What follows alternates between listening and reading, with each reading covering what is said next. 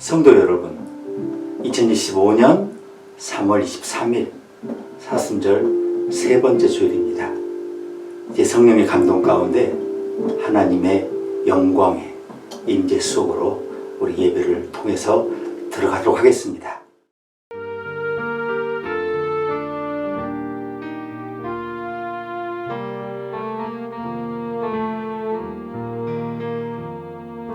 거룩 거룩 거룩 전능하신 주님, 천지 만물 모두 주를 찬송합니다.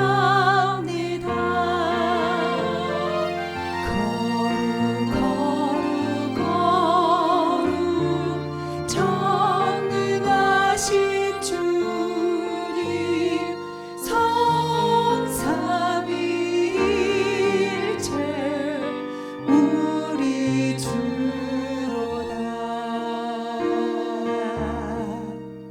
아멘. 사랑하는 주님, 오늘 사순절 세 번째 주일을 맞아 하나님의 영광의 임재 속으로 들어갑니다. 성령께서 감동 주신 것을 감사합니다. 하나님 말씀이 들려질 수 있도록 우리 닫힌 귀를 열어주신 것을 감사합니다. 동시에 우리가 하나님 나라 중심에 서 있고 우리를 통해서 위대한 일들이 일어나고 있음을 바라보며 우리의 가슴이 하나님의 영광의 빛의 임재 가운데 마음껏 들뜨고 소망을 품게 하시니 감사합니다.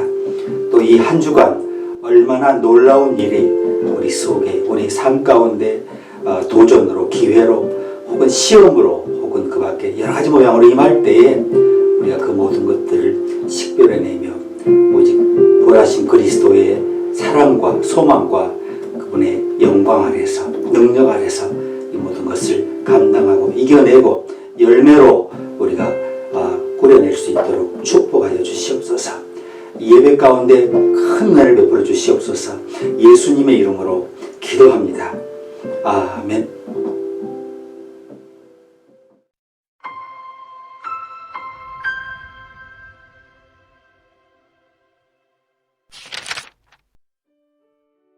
너희 목마른 자들아 물로 나아오라. 돈 없는 자도 오라. 너희는 와서 사 먹되 돈 없이 값 없이 와서 포도주와 젖을 사라. 너희가 어찌하여 양식 아닌 것을 위하여 은을 달아주며 배부르게 못할 것을 위하여 수고하느냐. 나를 청종하라. 그리하면 너희가 좋은 것을 먹을 것이며 너희 마음이 기름진 것으로 즐거움을 얻으리라. 너희는 귀를 기울이고 내게 나와 들으라. 그리하면 너희 영혼이 살리라. 내가 너희에게 영원한 언약을 세우리니 곧 다윗에게 허락한 확실한 은혜니라. 내가 그를 만민에게 증거로 세웠고 만민의 인도자와 명령자를 삼았었나니 내가 알지 못하는 나라를 부를 것이며 너를 알지 못하는 나라가 내게 달려올 것은 나 여호와 내 하나님 곧 이스라엘의 거룩한 자를 인함이니라. 내가 너를 영화롭게 하였느니라. 너희는 여호와를 만날 만할 때에 찾으라. 가까이 계실 때에 그를 부르라. 악인은 그 길을, 불의한 자는 그 생각을 버리고 여호와께로 돌아오라. 그리하면 그가 긍휼히 여기시리라. 우리 하나님께로 나아오라. 그가 널리 용서하시리라. 여호와의 말씀에 내 생각은 너희 생각과 다르며 내 길은 너희 길과 달라서 하늘이 땅보다 높음같이 내 길은 너희 길보다 높으며 내 생각은 너희 생각보다 높으니라.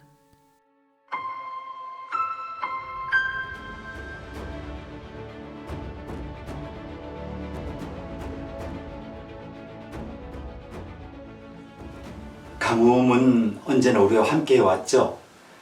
1876년부터 1879년까지 중국에서는 땅이 갈라지고 곡식이 시들어가면서 중국 역사상 최악의 기근이 발생했는데요.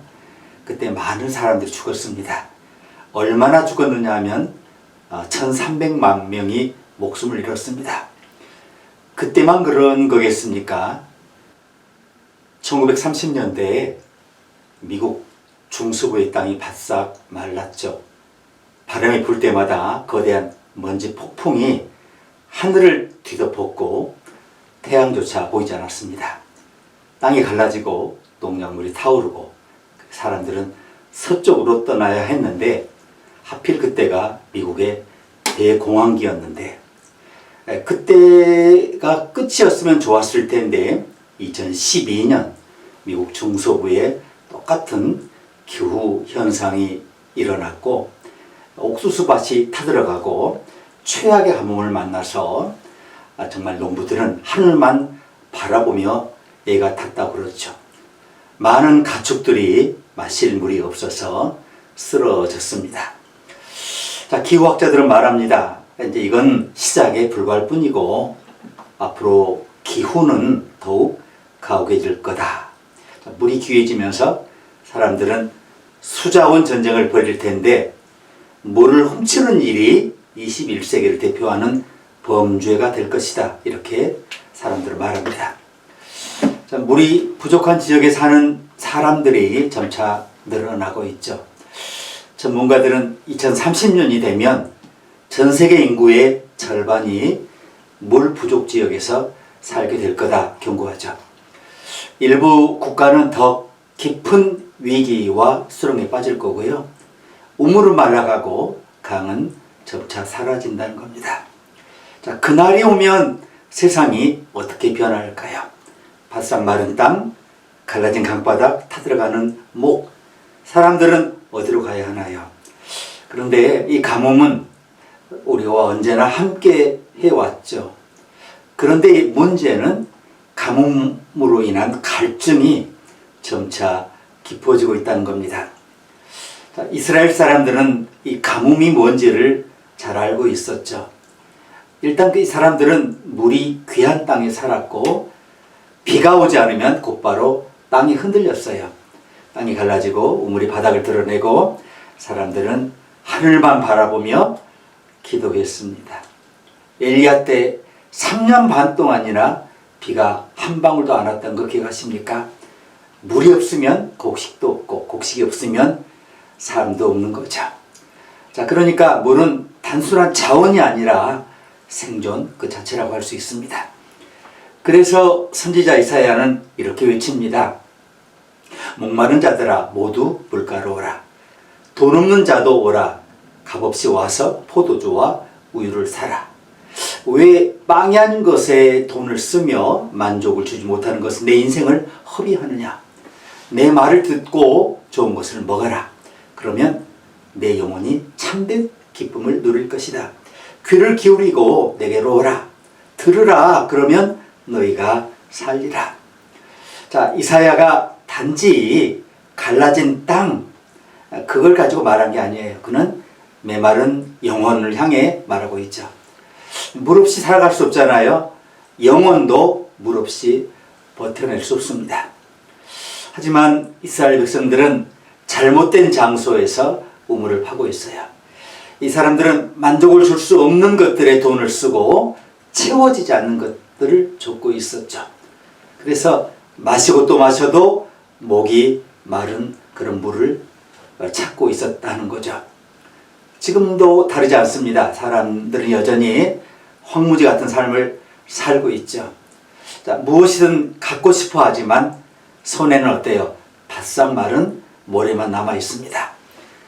돈을 쫓고 성공을 쫓고 즐거움을 쫓지만 그게 우리 인생의 생수겠습니까? 무엇이 사막을 푸르게 만드는 물인지 모른 채 계속해서 헛된 우물을 파고 있다는 거죠.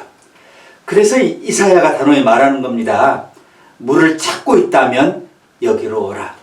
값없이 돈 없이 노력할 필요 없이 진짜 생명의 물이 여기 있다라고 목마른 자들은 누구든 와서 마시라고 여러분과 저를 초청합니다. 세상은 여전히 메마르죠. 여러분 목마르시죠? 여러분 어디서 지금 물을 구하고 있습니까? 여러분 그런데 길이 있다는 거죠. 우리가 물을 주시는 분께 그 초청에 응하기만 하면 되는 거예요. 오늘 가르침 첫 번째는 이사야는 사람들이 영적으로 목마르게 되는 것은 우선 잘못된 가치관 때문이다, 이렇게 지적을 합니다. 자, 이사야는 사람들이 영적으로 목마르게 된 이유를 분명히 말하죠. 잘못된 것을 붙잡고 있기 때문이다. 스스로 만족시켜 줄 수 없는 것들에 돈 쓰고 시간과 에너지를 낭비하고 있다라는 거죠. 그러면 어때요? 목마름은 사라지지 않죠. 이렇게 외칩니다. 와서 돈 없이 값 없이 포도주와 우유를 사라. 왜 빵이 아닌 것에 돈을 쓰며 만족을 주지 못하는 것에 노동력을 낭비하느냐. 그런데 사람들은 여전히 잘못된 우물을 찾고 있어요. 목마른데도 바닷물을 마시려고 해요. 마시면 마실수록 어때요? 갈증이 얼마나 극심하겠습니까? 그런데 계속해서 같은 곳을 파고 있다는 거예요. 돈, 성공, 인정, 쾌락, 이 모든 것이 물처럼 보이지만 그게 우리를 정말로 갈증나게 만드는 것들입니다. 워싱턴주, 오레곤주를 걸쳐 흐르는 컬럼비아 강에는 썰물 때 많은 샘물이, 맑은 샘물이 솟아나는 곳이 있어요. 사람들은 양동이나 컵을 들고 와서 신선한 물을 퍼마십니다. 하지만 어때요? 밀물이 들어오면 샘이 사라집니다. 그런데 실은 사라진 것처럼 보이죠.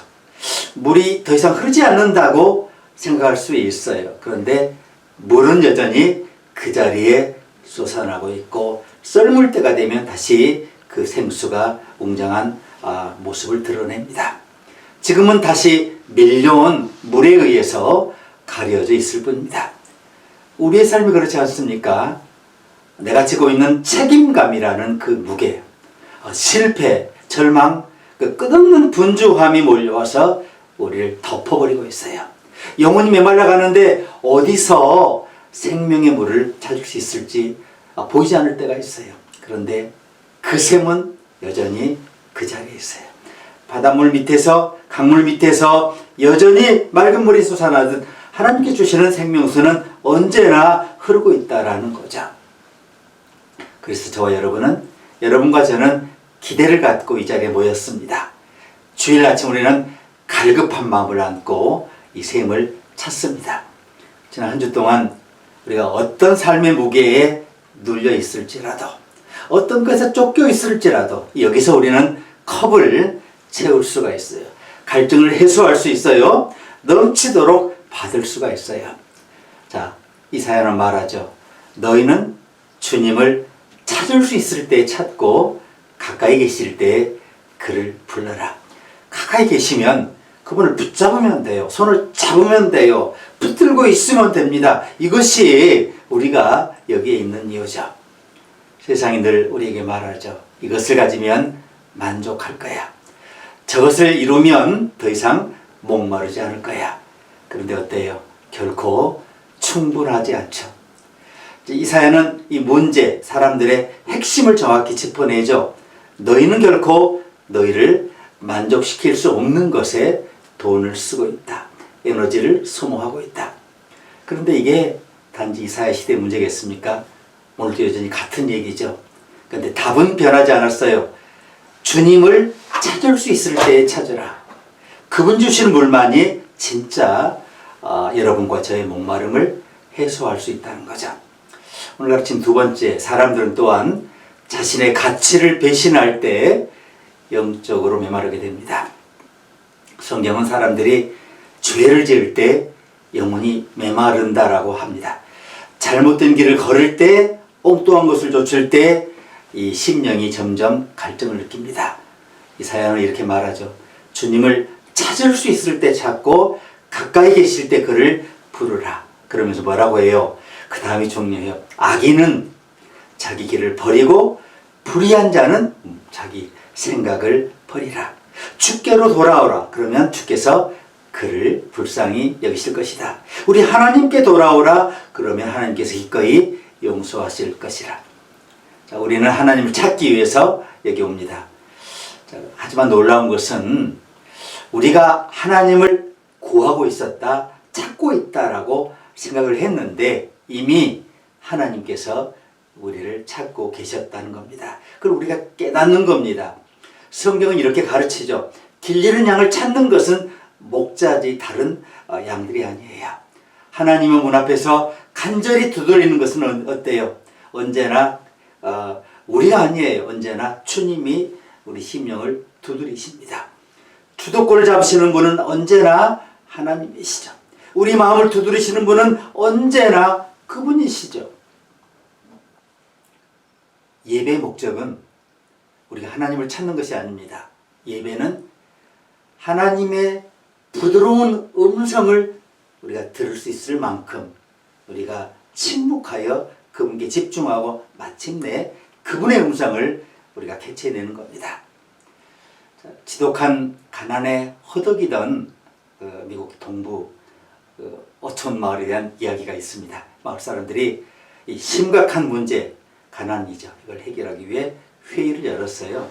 근데 거기에 어떤 낯선 신사가 와서 회의 자리에 앉아 있더라는 거죠. 그리고 몇 차례 이런저런 질문도 하고 발언도 했는데 마을 사람들은 외부인을 달가워하지 않았다고 그러죠. 이분이 말하려고 할 때마다 그분을 무시했답니다. 결국 이 낯선 신사는 조용히 그 자리를 떠났어요. 그런데 회의가 끝날 무렵에 뒤늦게 도착한 그 동네 주민이 문을 열고 들어왔어요. 그래서 떠나는 그 낯선 신사와 스치듯 지나갔고 마을 사람들에게 물어본 거예요. 저분이 여기서 뭘 했어요? 혹시 우리를 도우러 온 건가요? 마을 사람들이 어리둥절했죠. 그분을 아세요? 그제야 뒤늦게 도착한 사람이 말해줍니다.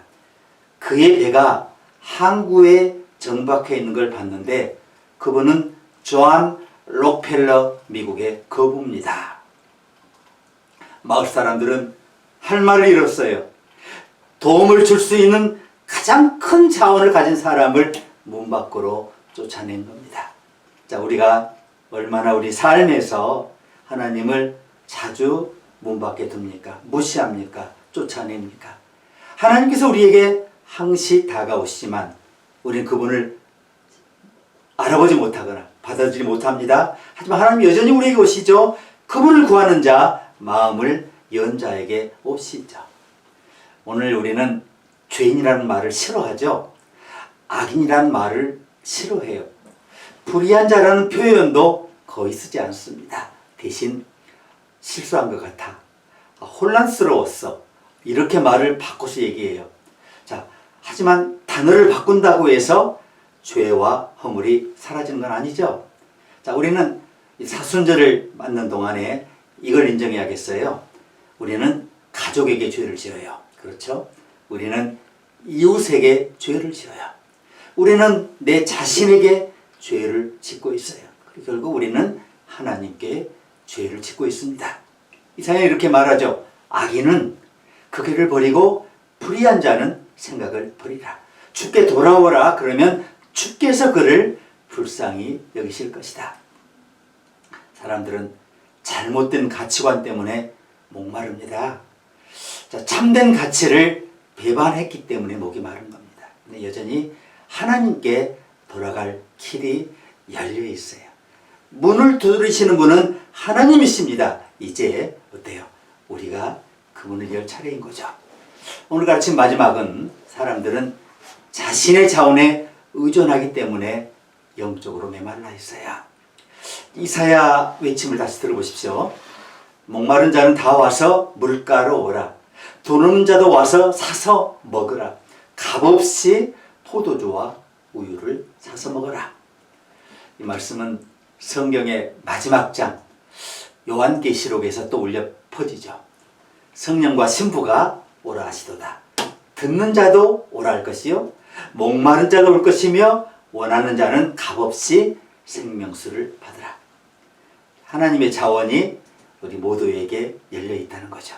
우리가 누군지, 뭘 했는지, 자격이 있는지 없는지 그분 안에서 상관이 없다는 겁니다. 자, 언제나 이 자원들을 우리가 이용할 수 있어요. 게다가 공짜입니다. 우리가 해야 할 일은 하나님께 달라고 요청하는 것뿐이에요.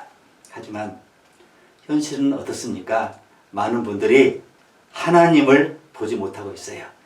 듣지 못하고 있어요. 왜냐하면 삶이 너무 바빠서, 너무 삶이 시끄러워서 그분을 듣거나 볼 수 없게 된 겁니다. 이들의 마음은 단열재로 감싸져 있죠. 하나님 부르셔도 그 음성이 내게 도달하지 못해요. 그분이만 문을 두드려도 그 소리가 들리지가 않아요. 그럼 이제 중요한 질문이 남습니다. 그럼 하나님을 어디서 볼 수 있을까요? 자, 대부분의 분들이 성경을 읽지 않죠. 대부분의 분들이 예수님에 대한 이야기를 듣지 못하거나 듣기를 싫어합니다. 그들은 우리 안에서 하나님을 봐야만 그분이 계신다라는 것을 이제 알게 될 것입니다. 이사야는 말씀하죠. 너희는 주님을 찾을 수 있을 때 찾으라. 그가 가까이 계실 때 부르라. 하나님은 우리 가까이 계십니다. 하지만 우리는 종종 그분을 찾겠다고 어디로 가요? 멀리 멀리 떠납니다. 우리는 신앙을 정말 어렵게 만들어요. 우리 하나님을 만날 자격을 갖추어야 한다라고 막을 더 둘러요. 하지만 성경은 다른 말씀을 하죠. 우리 하나님을 찾기 전에 하나님께서 먼저 우리를 찾고 계셨다는 거죠. 바울은 빌립보서에서 삶과 죽음 사이에 자기가 껴있다라, 그래서 갈등하고 있다라고 하는 글을 씁니다. 자, 살아도 좋고 죽어도 좋다라고 그는 얘기하는데, 산다는 것은 하나님을 위해 일하는 거니까 좋은 거고, 죽는 것은 하나님과 영원히 함께하는 거니까 좋은 거다, 이렇게 말씀하죠. 어느 쪽이든 손해가 없다라는 거죠. 왜냐하면 그가 이미 알고 있었기 때문에 어떤 것도, 심지어 죽음조차도 우리를 하나님의 사랑에서 끊을 수 없다는 것을. 하나님은 이미 우리 곁에 계시죠. 여러분, 멀리 떠나실 필요가 없어요. 손을 뻗기만 하시면 됩니다. 한때 라디오가 없던 시절에 남미 해안을 따라 항해하던 배 한 척이 허리케인에 휩쓸려서 좌초했습니다. 배에서 물이 떨어지기 시작했고요. 사방에 물이 둘러싸여 있는데도 목이 타들어갔어요. 그 물을 바닷물로 안 거예요. 마시면 죽을 수 있었어요. 그 사람들 하나 둘씩 쓰러져 갔어요. 그런데 이 사람들이 몰랐던 사실이 있어요. 그들은 이미 아마존 강 하구에 들어와 있었고요. 아마존 강은 세계에서 가장 거대한 강인데 바다로 200마일을 밀려나갈 정도로 물살이 세고 바다에서도 아마존 생수를 마실 수가 있었어요. 그들은 마실 수 있는 깨끗한 물 한가운데 있었는데 물을 구하지 않고 있다가 갈증 때문에 죽어갔다는 거죠. 손을 뻗기만 하면 됐는데 손을 뻗지 않았다는 거죠. 우리가 그렇지 않습니까? 우리는 이렇게 풍요 속에서 하나님의 풍성함 가운데서 메마른 삶을 살고 있어요.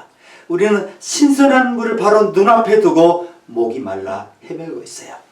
자, 이사야 말하죠. 와서 돈도 없고 값도 없이 포도주와 우유를 사서 먹어라. 왜 빵이한 것에 돈을 쓰고 만족을 주지 못하는 것에 수고를 하느냐. 자, 우리가 정말 잘못된 것들의 목을 축이고 있어요. 우리나 그것이 우리를 만족시켜 줄 거라고 우리가 믿고 있죠. 그러나 어때요? 지금까지 살아온 결론을 봐도 그 어느 것이 우리를 만족시켜 줍니까? 그럼 진짜 물이 어디에 있다고요? 구약에서 하나님의 말씀은 하나님의 음성을 뜻하는데요. 히브리어로 다바르라고, 다바르. 성경에 400번이나 나와요. 자, 하나님 말씀은 내리는 비와 같고 땅을 적시는 눈처럼 구약 성경 전체에 이렇게 산발이 있어요. 이 말씀이 우리에게 새로운 생명을 가져왔고요. 하지만 말씀을 듣는다고 해서 모두 믿는 건 아니고 믿어야 생명이 주어져요. 믿지 않는 자에게는 말씀이 그냥 흩어질 뿐이에요. 물방울처럼. 자, 그런데 신약에서 이 하나님의 말씀이 한 분 안에서 완전히 모습을 드러냅니다. 그분이 바로 누구예요? 예수 그리스도. 부활하신 우리의 죽으시고 부활하신 우리 주님이시죠. 성령의 중계를 통해서 우리 안에 임재해 계시고 그분의 부활의 권능, 권리로서의 능력을 우리에게 부여하신 그분이 우리 안에 능력으로 와 계시죠. 그래서 요한은 이렇게 말하죠.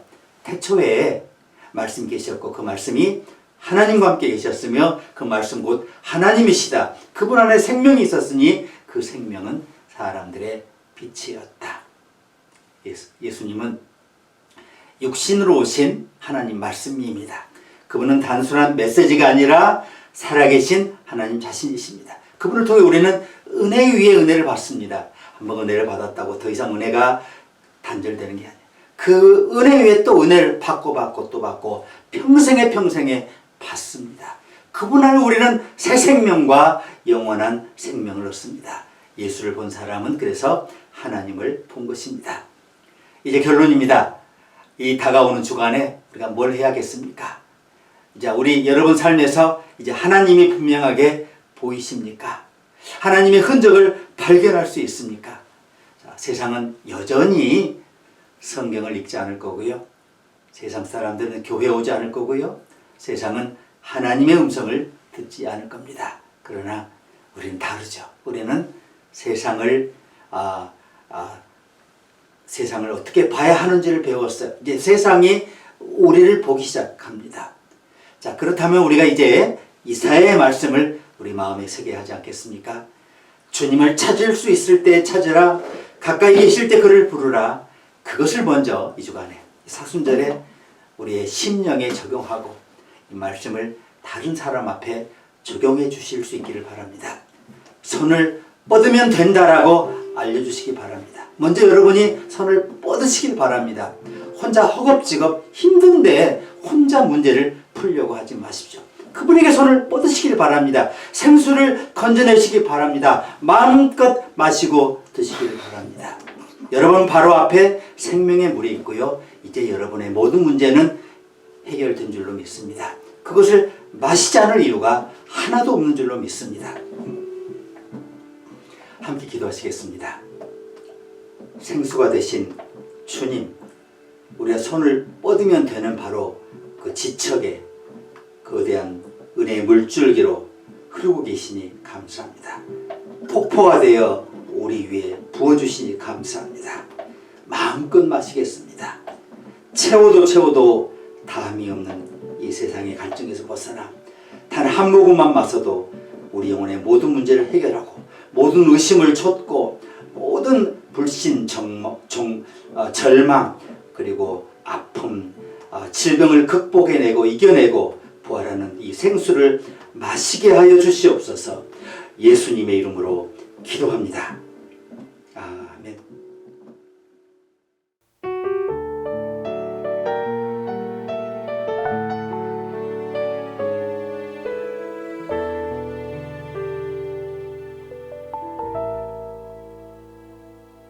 나의 갈 길이 멀고 어둠 깊을 때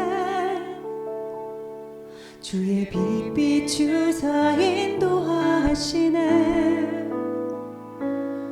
선하신 그 목소리 내 귓가에 들리니 내 삶이 주의 손에 붙들립니다. 주의 사랑의 빛 내 맘에 비칠 때 나의 슬픈 변에 노래가 되네. 거친 풍랑 속에도 그 믿음 주시니 내 영이 주의 나라 바라봅니다. 사랑합니다. 주 경배합니다. 주 앞에 엎드려 내 옥합을 깨뜨리네. 주 나의 모든 것 내 삶의 눈물 흘릴 때도 존귀한 주의 이름 기쁨 냅니다.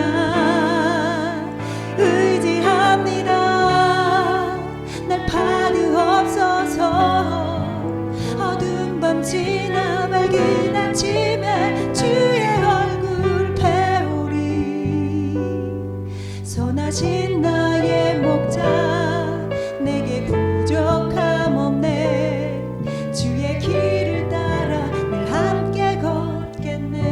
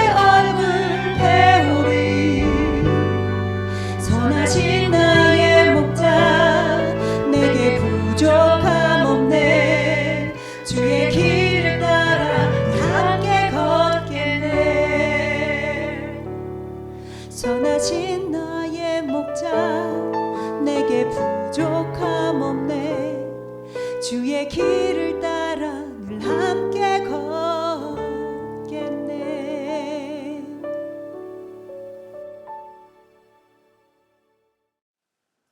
지금은 우리 구주 예수 그리스도의 은혜와 하나님 우리 아버지의 크신 사랑과 성령의 내재 교통 충만하심이 와서 값없이 우리에게 필요한 모든 생필품과 의식주와 우리 영적 갈증을 해소할 모든 것들을 얻으라고 구하라고 잡으라고 하시는 성령의 초청에 힘입어 이제 우리 앞에 우리가 직면한 모든 문제 가운데 우리 하나님 손을 붙잡고 그분의 능력에 덧입어서 나를 살려내고 나와 가까이 있는 가까운 이웃들을 살려내고 멀리 있는 타자를 살려내어 하나님 나라를 이 땅에 실현하기로 다짐하는 주의 종, 주의 자녀들 위해 이제와 영원히 함께 계시기를 간절히 축원하옵나이다.